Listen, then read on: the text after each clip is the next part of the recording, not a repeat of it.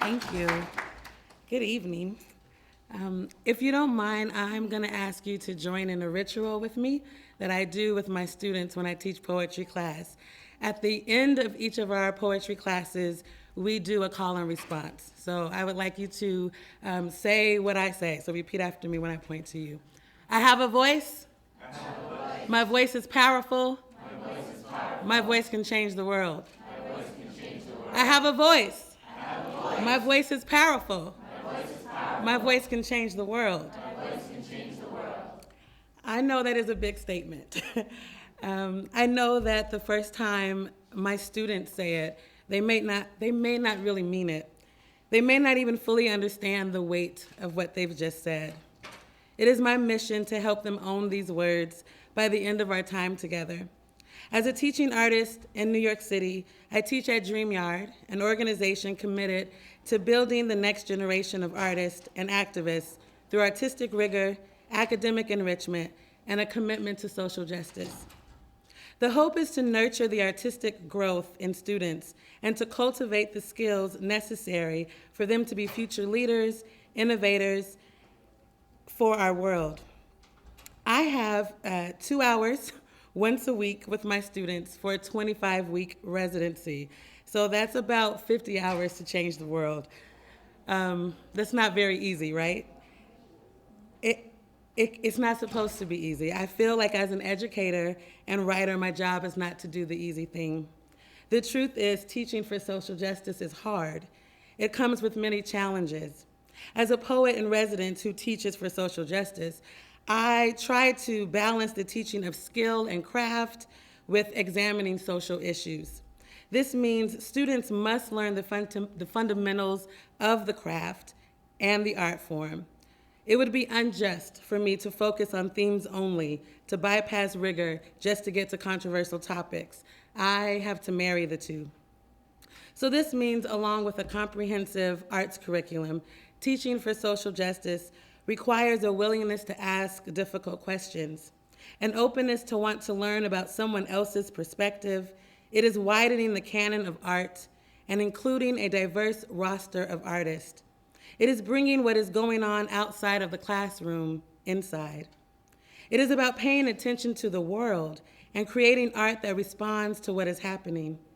This means teaching about the kidnapping of over 200 Nigerian girls, to teaching how natural disasters like the earthquake in China impact communities long after the media stops reporting about them. It means asking people, who are the everyday heroes in your life? What do you want to celebrate?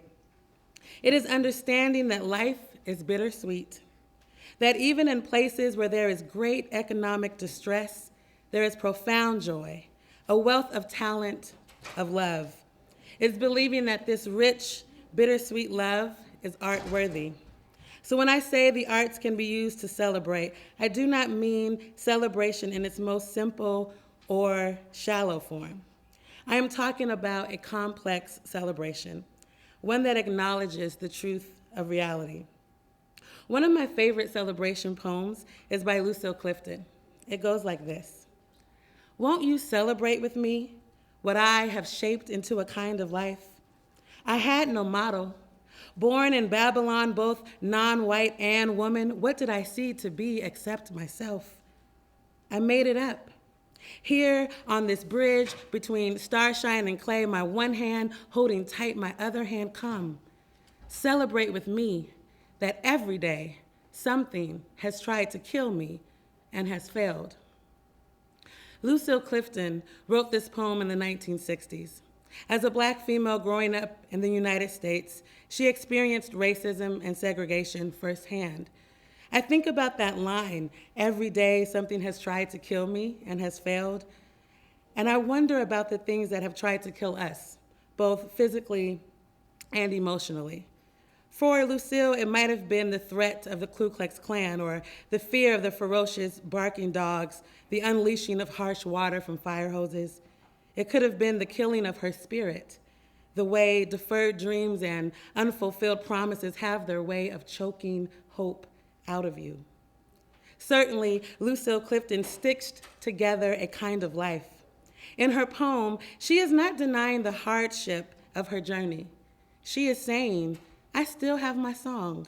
I still have joy, in spite the pain.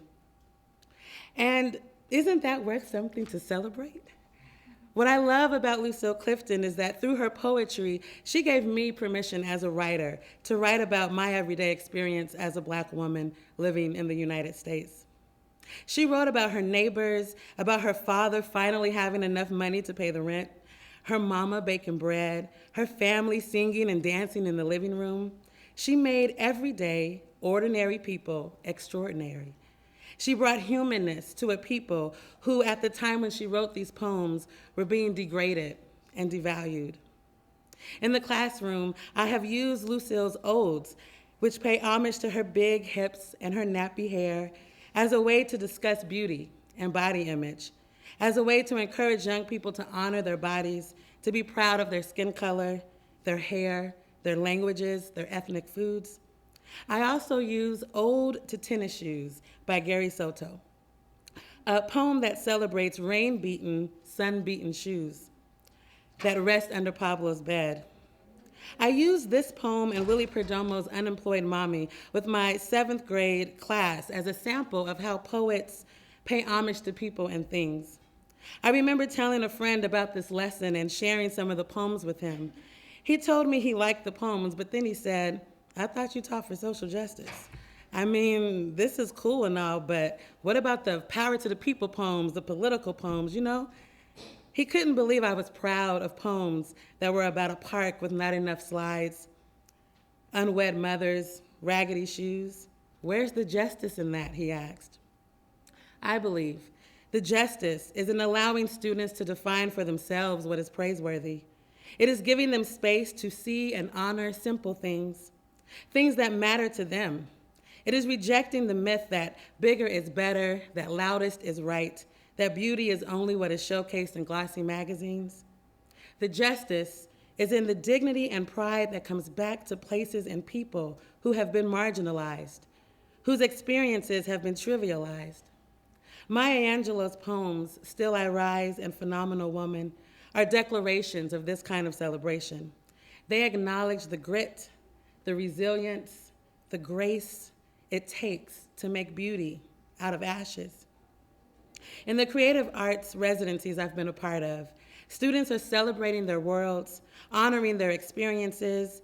Each year, students are taking poetry and art classes, and sometimes I'm teaching at Community Word Project. And those students create murals and also include a line of their poetry on those murals. Some of my favorite murals are from the students at MS 279. They are showcased in the Bronx, and they talk about the vibrant beauty that is the Bronx. They praise the clamor of the subway, the melody of different languages swirling in the air, the music blaring from car stereos. They are celebrating home. And this celebration is a way of talking back to the world. The students I work with don't often get to see positive images of their blocks on television or in other forms of the media. These murals are a way of adding their voice to the narratives being written about their neighborhoods. When 2nd and 3rd graders learn and dance samba and West African dance in Dreamyard's after-school program, they are saying our roots are far-reaching. They are rejoicing with their ancestors. They are in the chorus with Lucille saying, celebrate with me, see the invisible people in our neighborhoods, honor our cultures. Let us tell our stories, proclaim our existence. It is important for me to start from this place of joy, of hope. But celebration is not enough. Celebration cannot be where it ends. What good does it do to celebrate and honor marginalized people and places without asking why they are left out? There is a place for celebration in art, yes. There is also a place for challenging and exposing. We need poets like Aracelis Girmay to call attention to the history in the United States of the killing of Black boys and men. We need musicians like Sweet Honey and The Rock, dance companies like Urban Bushwomen, and photographers like David Gonzalez to not only be a window into other worlds, but to be a mirror, showing us our blemishes, our shortcomings. What takes an art for art's sake class to an art for social justice class is asking our young budding artists to explore justice questions through art making. In our Art Center programs at DreamYard, under the leadership of Robin Walker Murphy, we ask questions that empower. Who am I? Where am I? What can I do? We ask questions that foster creativity. What art do I admire and why? Why does it inspire me to create? What is happening around me and what is my response to it? We ask questions that build connections. What have I learned from my community? What can I contribute? What builds and breaks down community? How can I use my art to contribute to my community in a positive way? Through art, students search for answers. They identify something they want to change or something they have a question about, and they use our artistic voice to speak out. When thinking about developing world citizens of the 21st century, the need for critical thinking skills and empathy are crucial. This way of teaching helps young people develop and practice life skills like listening, sharing, cooperating, and practicing fairness. These skills are necessary for creating the world in which we want to live. Because artists are problem solvers. We understand what it means to revise, to start over. With each project, we work the muscle of perseverance and commit to seeing something until the end. This means that every artist knows that change is sometimes slow, that progress needs to be revisited, reassessed, that there is always work that can be done. Though a young artist may learn skills that apply solely to their craft, I believe learning this skill, how to persevere, how to keep trying even when it's challenging, apply to their character and can impact the way they will relate to their family, community, workplace, and larger society. And I want to be clear that this kind of education is not for people of color only or for youth from under-resourced communities. I believe this is just good teaching. One of my mentors, Linda Christensen, says that classrooms are rehearsal spaces for the real world. I believe that wholeheartedly. And so I believe that all classrooms, private or public, under-resourced or not, should be classrooms for social justice. I want all young people to become active citizens who understand and analyze themselves, their society, and their ability to make positive change. I hope that the poor, the rich, and the in-between practice empathy, read books by and about people of color that teach the people's history, that go beyond stereotypes. I hope that all of our young people learn what it means to be an ally with someone, that they open their mouths and use their voices.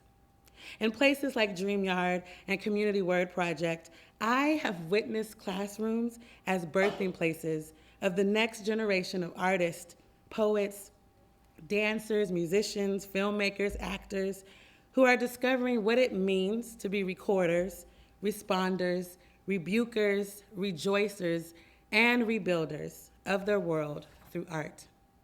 We want to unmute voices, to tell the stories of unsung heroes. We want young children to speak with their pens, paintbrushes, and the lens of their cameras.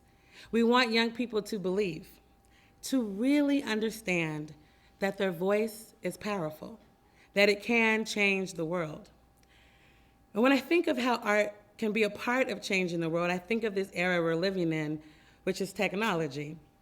How because of it, art can cross borders and exchanges can happen in ways that were once unimaginable. Recently, I witnessed teen poets sharing their truths in a poetry exchange via satellite. Students from the South Bronx in New York were having a poetry slam against students in Tokyo, Japan. They shared stories and poems about the deaths of loved ones, arguments with parents, places they love.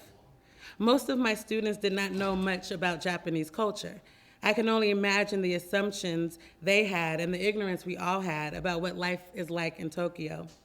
Through this exchange, they not only shared poems, but had an opportunity to eat Japanese food, see their poems translated, and were able to listen to a language that they're not used to hearing. On the surface, It was a poetry competition.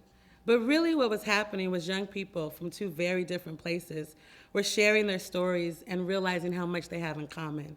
The gift of storytelling that they gave each other united them. It is this kind of art, I believe, that is going to change the world. An art that is not only in museums, big theaters, and on prestigious stages. We want art there, yes, but we also need it to be something that is not just watched or framed or listened to, but interacted with. Art that changes the world needs to be in conversation with the world. We change the world by listening to and sharing stories with one another. When my students write, I tell them, you did the first brave thing. You told your truth. The second brave thing to do is to share your truth. Students have shared their truths in many ways, in galleries, poetry slams, street art, anthologies, murals, documentaries, open mics, festivals. Young people are using their art to plant seeds of change. I grew up in a small Baptist church in Portland, Oregon. I remember our pastor reading scriptures about seed time and harvest. I remember all the metaphors and analogies about the toil of workers in the field, the patience a farmer has to have, the need for watering and care. I often return to these scriptures when thinking about this work. When I get discouraged or overwhelmed, I remember that with my art, I am planting seeds. They may not come to a harvest right away, but it is my job to water and till the ground, to uproot the weeds, because this is the work of change. I like to think that each poem I recite, each book I write, is a type of seed. I believe many seeds were planted in me from many writers and artists. I am a part of their harvest, and by sharing their work in the classroom with young people who then get inspired and plant their own artistic seeds, I believe the harvest proves to be plentiful and fruit abounds. Now, I realize that there are policies in place that need to change. Organizations who work in the arts education field, whose mission is to teach for social justice, need to not only teach these principles in the classroom, but be models of these principles as administrators. This means setting up hiring practices that are fair across gender, race, sexual orientation, and disability lines, to making it a priority to have trainings that equip not only the teachers and the teaching artists, but the administrators as well. I believe that from the role of the executive director, to the grant writers, to the program administrators, to the teachers who are in the classroom, we are all gatekeepers. We are all responsible for making this world a just place, a place where art lives and thrives. Before I close, I want to share another ritual with you that I do in the classroom. I take the first risk, which means I read my poetry out loud in the classroom before I ask any student to ever share their words. This poem I'm about to read is called Where I'm From. It's a popular lesson that poets often do in the classroom, sometimes at the beginning of the school year. It's a way for us to get to know our students, and a way for them to get to know me as I'm teaching them. So I'm going to share my poem with you. This is where I'm from. I'm made up of East Coast hip hop and island tradition. I'm from Baptist hymns and secular jigs, tambourine playing, late night stand at the church house or my friend's house or their friend's house on the weekends. Where I'm from, there are corduroy hand-me-downs and family keepsakes.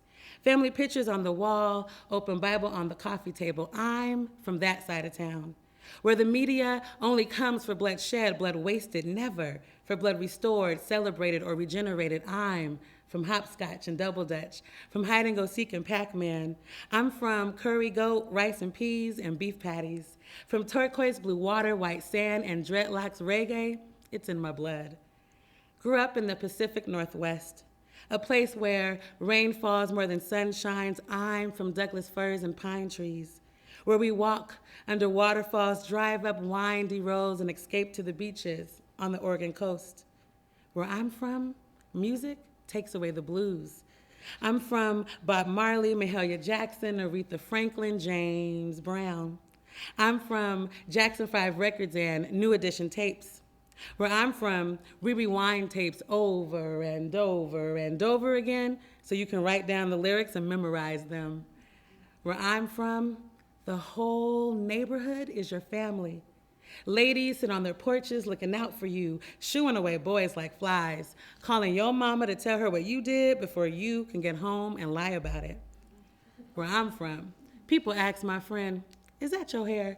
And she says, "Yeah, it's mine. I bought it." I'm from divorce being passed down to children like a family heirloom. I'm from single mamas pushing strollers, praying that their babies don't make the same mistakes as them. I'm from a little, goes a long way. I'm from sun's gonna shine after the rain. I'm from persevering souls and hardworking hands, from a people destined to make it to their promised land. I'm from been there, done that, can and will do it again. Now you, tell me, where are you from? We spend those next 25 weeks talking about where we're from, dreaming about where we want to go, where we want this world to go. We talk about the history, the root causes of oppression. We study artists and activists that fought decade after decade, planting their artistic seeds. We celebrate, we critique, we change our world.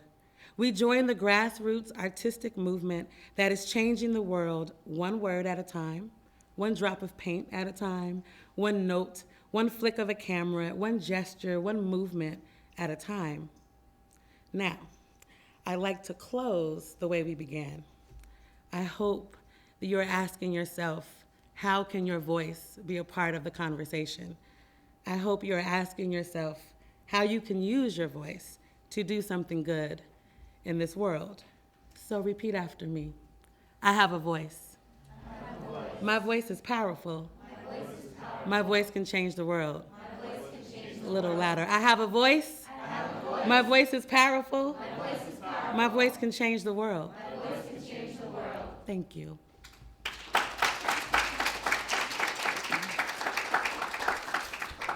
Mm-hmm. Well, so thank you for your question.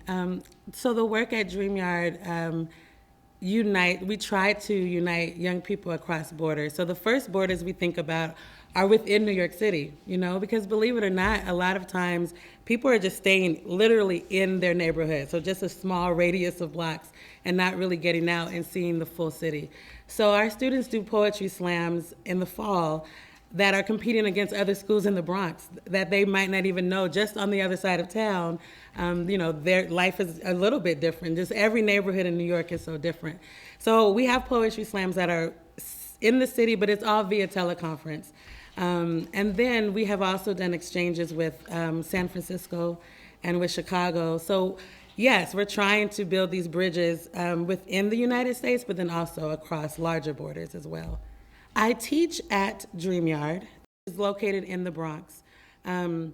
We have an art center, so there's a twofold program that happens there. Our in-school programs send artists into the schools during the school day, and they teach poetry residencies for 90 minutes once a week for the whole school year. I teach at the center in our after-school programs where students are coming to us after school, and I teach poetry there. It's a combination of so many things. I will say I had really good teachers. So even in elementary school, middle school, high school, teachers saw something in me as a writer, and they would encourage me keep writing in the summer. Here's a journal. Make sure you take this course over the summer, over my breaks in school. And so this idea of using my voice and writing it out and processing hurt and trauma has been something that's been a part of my life for a long time because of my teachers. It wasn't until actually I moved to New York that I really embraced what it means to do this work as an activist and really be in the classroom teaching young people. And so I've just gone through a lot of training, which sometimes happens at work. We have a series of professional developments that we go through, but also seeking out opportunities to learn about how do you help young people through the arts think about and respond to what is going on in the world. Thank you. That's a great question, and I want to go back to a little bit of what you were asking. So I also teach a teaching artist training through Community Word Project, where we are tackling those issues of age appropriate lesson plans and how do you unpack really big things, to smaller grades. And so I think if we unpack the word social justice, right, and we think of being kind, listening, sharing, being fair, cooperating, collaborating.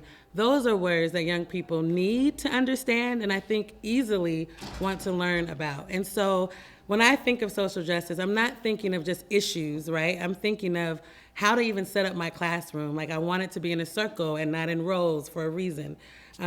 Making sure I call on all of my students as equally as I can, and how do I set up systems to do that so that they see me being fair, and in seeing me being fair, I can help them be fair to each other on the playground, and things like that. So I do think it's twofold. It's lessons, but it's also practice. It's teaching practice. And I do really believe that no one is too young to think about those words: sharing, caring, cooperation, and things like that. If you're looking for something to read, I would say Bree Pakawa, if you want to write that name down. She has an excellent 6 elements of social justice curriculum design, and it really is great to look at that when you're thinking about elementary aged students. And Rethinking Schools, you all should know about them. They have tons of books and lesson plans about doing this work with younger students. So those are some good resources for you to know. Thank you. Yeah, we're hoping to. I am in very early talks about doing some consultant work with people in Brazil who are thinking about social justice and what that will look like in their community. And we would love to eventually do some sharings with young people in New York with them. And so it's definitely a personal goal of mine, but also I think a growing goal of both organizations that I am affiliated with who want to do more international work, because I think is important for people to really think globally now and not just, immediate block to block in their neighborhood. Absolutely. Thank you.